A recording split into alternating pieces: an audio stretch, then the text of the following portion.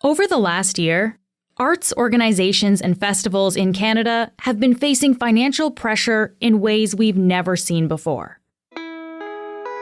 The Vancouver Folk Festival nearly dissolved a year and a half ago. It's back now. And then very quickly thereafter, this other major music festival in BC called Faded in the Park had to cancel its 2023 edition. Josh O'Kane is a Globe reporter covering the business and policy that shapes arts and culture in Canada.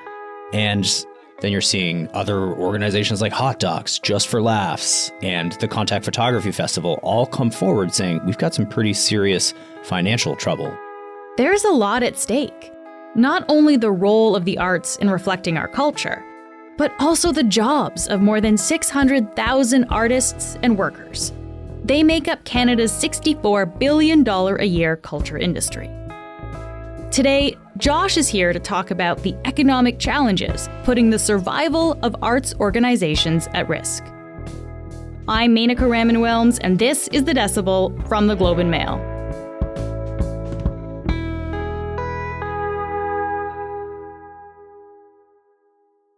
Josh, thanks so much for being here. Thanks for having me. So there are arts organizations in all sorts of different mediums and across the country that are really facing difficult times, Josh. Let's start with the example of Just For Laughs. I think people recognize this, right? Montreal-based comedy festival. What happened with them? Yeah, this is one of the world's biggest comedy festivals. It's huge for the comedy world. Its parent company filed for creditor protection back in March, after which it was revealed that it was millions of dollars in debt. You know, it looks like another company did just buy a lot of its assets in the last few days. So we'll see if someone does resuscitate the brand Just For Laughs. But the festivals, at least this year in Montreal and Toronto, likely won't be happening. And we don't know what it's going to look like if and when it comes back. And there's also Hot Docs. This is the International Documentary Festival. It wrapped up its 31st festival in this spring. But what's been happening with them over the last year? Just last month, after eking out a festival amid like a lot of financial uncertainty and a mass exodus of programmers, which is a whole separate matter, Hot Docs said it's going to be closing its flagship theater in Toronto for 3 months.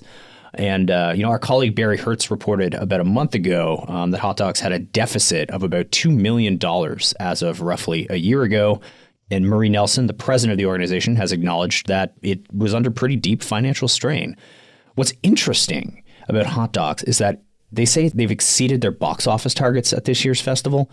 What that tells you is that this situation is much bigger than just this year or this organization. Hot Docs is one of many organizations that, in spite of successes based on the targets that they've set, are being spread extremely thin and after just a few extremely rough years during pandemic lockdowns. We've been talking about these kind of on a big scale, but when we're talking about these arts organizations, Josh, how many people are employed? How big is this industry? Can you just give us a sense of the scale? Yeah, so, depending on which version of StatsCan data that you're looking at, most recently, if you combine some quarterly totals, this is about a $64 billion industry annually here in Canada. It employs more than 600,000 people. This is an enormous part of the Canadian economy, but it's also the sort of centerpiece of how we learn about ourselves and the generation of Canadian culture and how we see ourselves in the world. There's a lot at stake here when you really zoom out and realize that all of these cultural organizations are struggling at the same time. So big question, of course, is why are we seeing this happen? Why are we seeing these organizations all kind of falter right now, or many of them at least? We came out of COVID-19 lockdowns to a much more expensive world. Like inflation is hitting everyone. The cost of everything is up for, again, everyone. Just to put a roof over your head is probably the most universal and biggest struggle that's happening, not just in this sector, but government emergency programs that were helping a lot of organizations just try to survive during the lockdown era came to a close. Savings accounts and surpluses, they have dried up in a lot of cases. And then what you have is all of these sort of surpluses and extra cash disappearing at an exact moment where everything has become more expensive.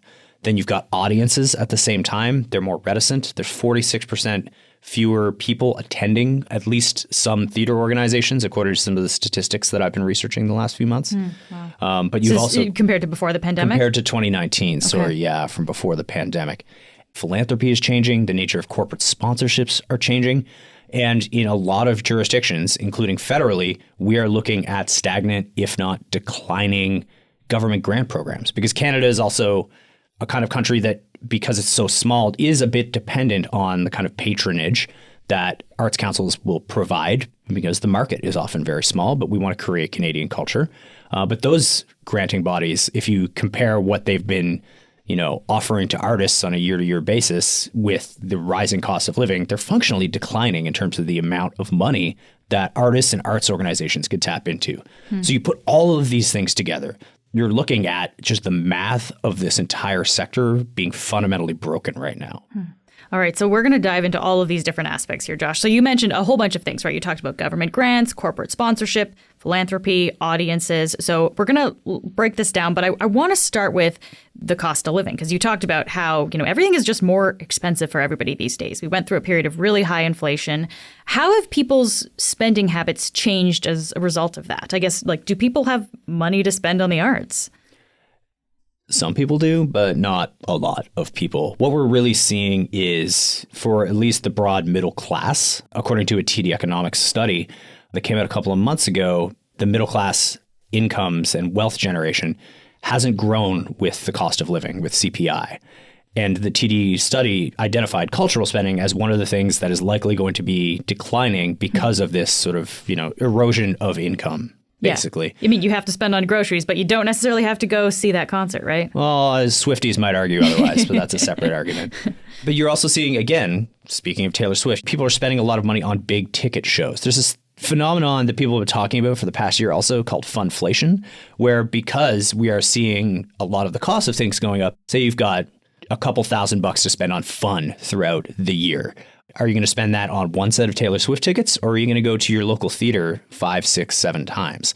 These are the kinds of decisions that are being made where the costs of living are affecting the spending habits, which are affecting where the money is flowing to all these different cultural organizations. So I guess at the high end of the spectrum, then, it sounds like some artists, some arts organizations are still doing well.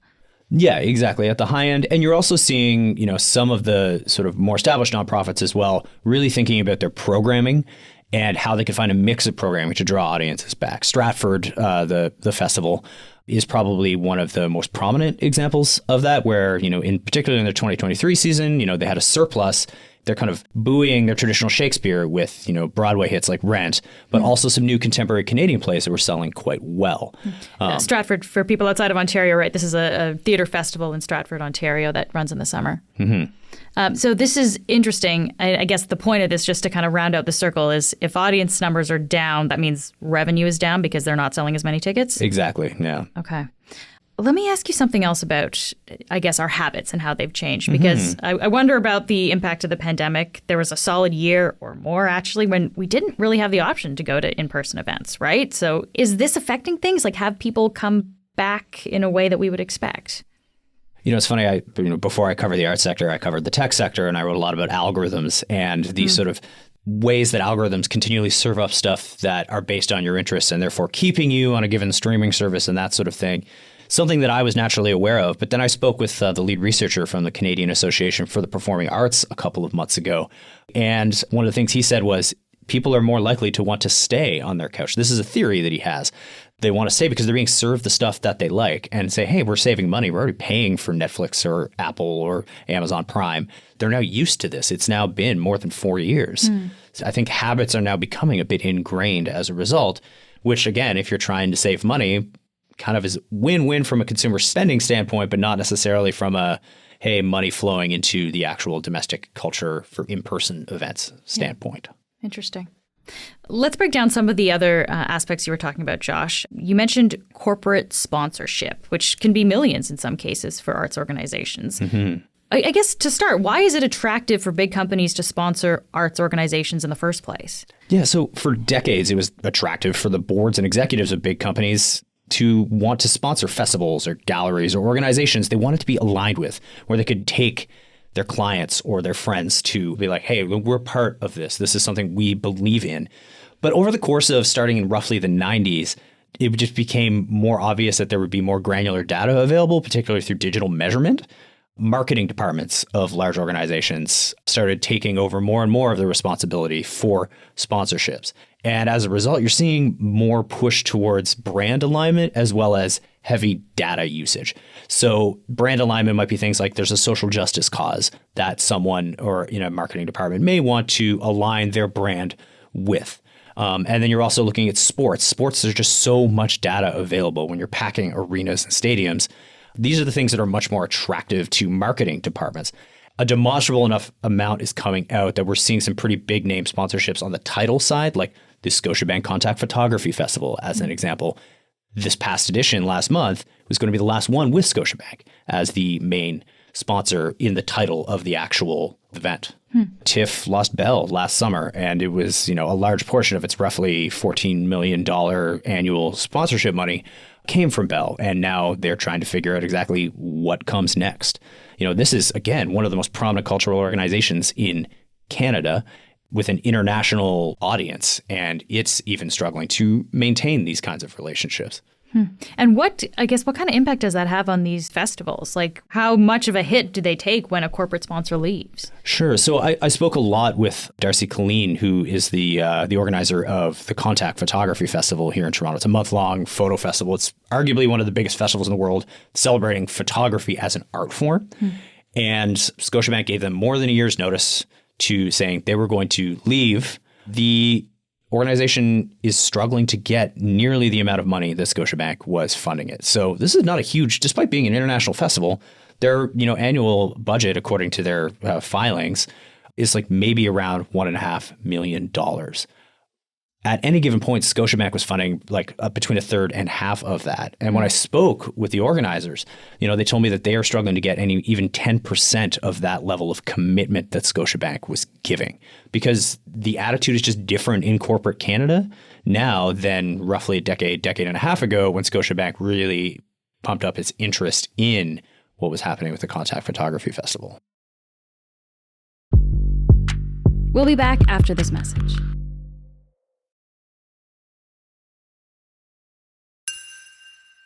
So Josh, arts organizations in Canada are seeing this decline of corporate sponsorships. And you mentioned that sometimes that money goes to other causes, like social justice causes, things like that. Are we actually seeing that play out? Yes, and depending on what organization you're talking with, they will say that these are actually separate budgets, but you do see, like with the example of Scotiabank, that they spent, I think it was $800 million of their efforts in just the naming rights for the Scotiabank Arena, the former Air Canada Centre here in Toronto. And then you also see that they, in 2020 or 2021, launched the Scotia Rise social justice campaign, where they were investing in social justice causes close to what they wanted to be aligned with their brand.